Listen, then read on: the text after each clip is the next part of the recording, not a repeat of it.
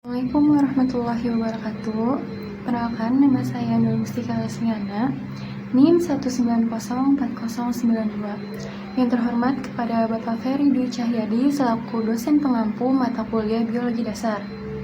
Pada kesempatan kali ini, saya akan menjelaskan mengenai zona laut. Disimak videonya ya. Seperti yang kita ketahui, bahwa laut merupakan suatu kawasan yang terluas di permukaan bumi ini. Hampir 2/3 dari permukaan bumi terdiri atas hamparan lautan dan sisanya adalah daratan. Kita juga tahu bahwa laut merupakan bagian bumi yang memberikan kontribusi sangat besar bagi kehidupan manusia, seperti sebagai sarana transportasi maupun sebagai penghasil sumber daya, seperti ikan, rumput laut, dan kekayaan alam lainnya. Laut juga merupakan wilayah yang menghubungkan antara wilayah yang satu dengan wilayah yang lainnya.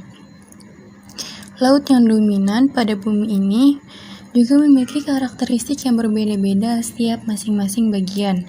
Akibat dari perbedaan karakteristik tersebut, laut dapat diklasifikasikan menjadi beberapa bagian, antara lain klasifikasi laut berdasarkan proses terjadinya, berdasarkan letaknya, berdasarkan intensitas cahaya yang masuk, berdasarkan kekuasaan suatu negara, dan lain-lainnya. Tapi yang akan dibahas kali ini merupakan klasifikasi laut berdasarkan letaknya dan klasifikasi laut berdasarkan kedalamannya. Tahu gak sih kalau laut itu terbagi menjadi beberapa bagian berdasarkan kedalamannya? Yang pertama nih, ada zona litoral. Zona litoral adalah zona pada laut yang terjadi pasang surut. Maksudnya, pada wilayah ini akan tergenang oleh air ketika terjadi air pasang, dan ketika air surut, maka wilayah ini akan mengering dan berubah menjadi pantai. Oleh karena itu, zona ini juga sering disebut sebagai daerah pasang surut. Zona litoral juga merupakan zona pada laut yang paling dekat dengan daratan dan terdiri dari pasir pantai serta pecahan rumah-rumah karang. Di zona litoral juga merupakan zona pada laut yang paling mendapatkan sinar matahari dengan sangat baik, sehingga pada zona litoral menjadi tempat habitat yang baik bagi beberapa spesies laut, seperti bintang laut, udang, kepiting, cacing, serta bentos. Lalu yang kedua ada zona neritik.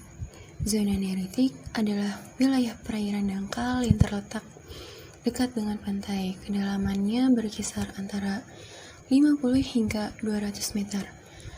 Kawasan zona neritik merupakan zona yang dapat ditembus oleh sinar matahari dengan sangat baik.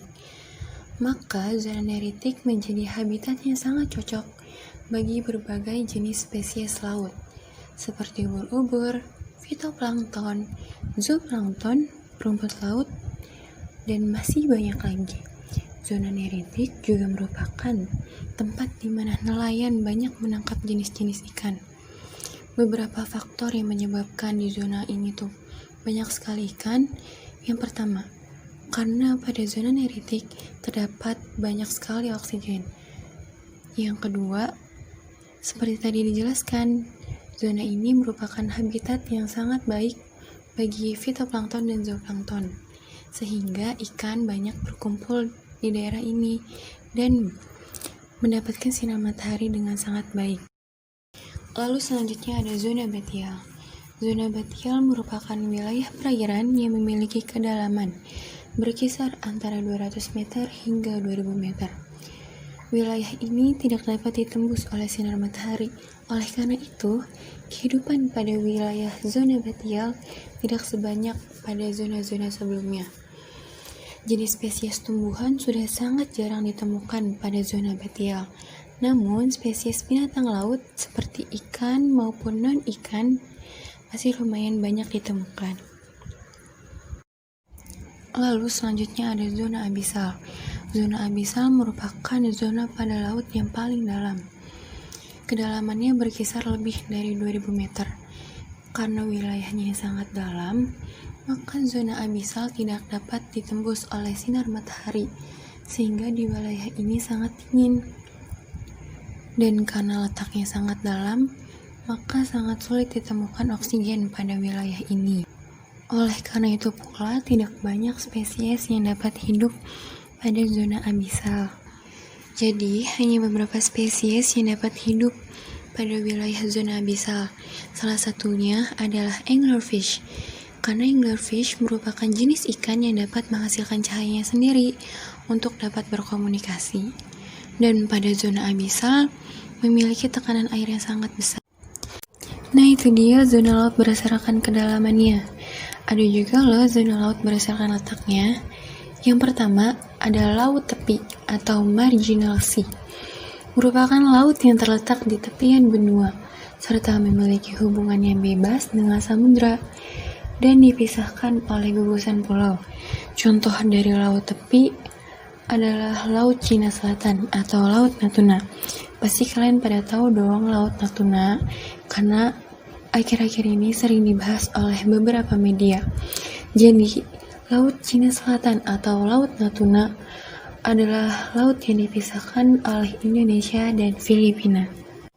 Yang berikutnya ada Laut Pertengahan atau Continental Sea. Merupakan laut yang berada di antara dua benua atau lebih.